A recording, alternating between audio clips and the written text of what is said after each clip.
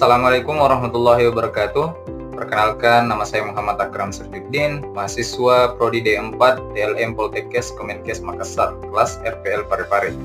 Tujuan saya membuat video ini untuk memenuhi tugas mata kuliah Bahasa Indonesia dengan dosen pengampu Ibu Serahayu SPD MPD. Pada kesempatan kali ini, saya akan mencoba menjelaskan tentang sistem peredaran darah. Sistem peredaran darah merupakan sistem yang bekerja untuk mengalirkan darah ke seluruh tubuh kita. Melalui darah, oksigen dan zat makanan dibawa ke setiap bagian tubuh, sedangkan sisa-sisa seperti karbon dioksida dibawa keluar. Sistem ini terdiri dari jantung, pembuluh darah, dan darah itu sendiri. Jantung bertugas memompa darah, pembuluh darah menjadi jalurnya, dan darah adalah cairan yang membawa berbagai zat penting. Tanpa sistem peredaran darah yang baik, tubuh kita tidak bisa bekerja dengan normal. Karena itu, penting bagi kita untuk menjaga kesehatan jantung dan pola hidup agar sistem peredaran darah tetap lancar.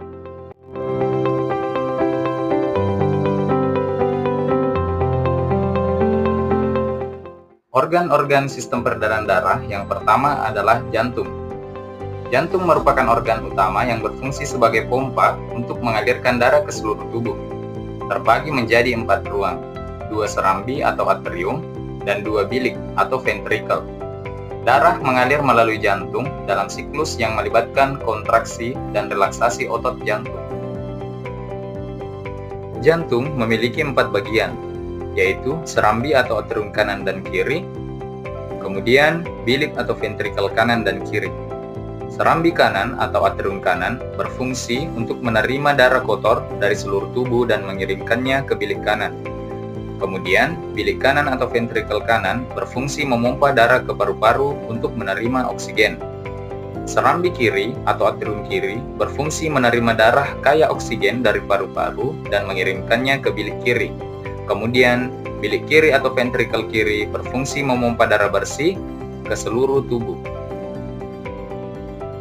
Yang kedua adalah pembuluh darah. Pembuluh darah ini terdiri dari arteri, vena, dan kapiler. Arteri ini mengangkut darah kaya oksigen dari jantung ke seluruh tubuh. Vena adalah pembuluh darah yang mengembalikan darah rendah oksigen dari jaringan ke jantung. Sedangkan kapiler merupakan tempat pertukaran oksigen, karbon dioksida, nutrisi, dan limbah antara darah dan jaringan tubuh. Yang ketiga adalah darah.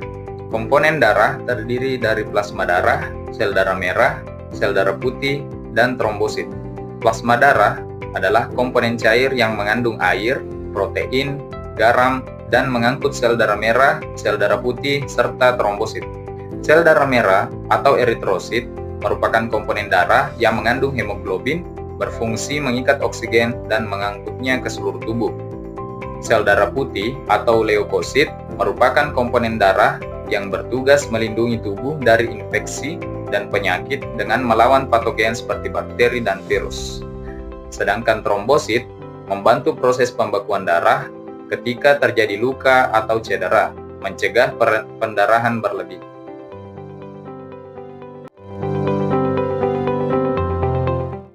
Penyakit-penyakit yang berkaitan dengan sistem peredaran darah.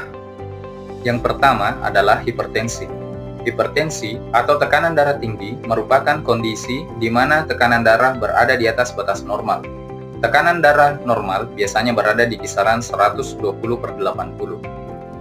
Biasanya disebabkan karena riwayat keluarga dengan hipertensi meningkat risiko, pola makan tinggi garam, kurang aktivitas fisik, dan merokok. Hipertensi beresiko seperti kematian mendadak, kerusakan mata, dan kerusakan pembuluh darah. Yang kedua adalah serangan jantung. Serangan jantung terjadi ketika aliran darah ke bagian jantung tersumbat. Biasanya karena penumpukan plak di pembuluh darah arteri koroner. Biasanya disebabkan karena tekanan darah tinggi, kolesterol tinggi, dan gaya hidup tidak sehat seperti merokok, kurang olahraga, diet tinggi lemak. Hipertensi beresiko seperti kerusakan otot jantung yang permanen dan resiko kematian jika tidak segera ditangani. Yang ketiga adalah stroke. Stroke adalah kondisi medis serius yang terjadi ketika suplai darah ke bagian otak terhenti atau berkurang. Tanpa pasokan darah yang cukup, sel-sel otak tidak menerima oksigen dan nutrisi yang diperlukan.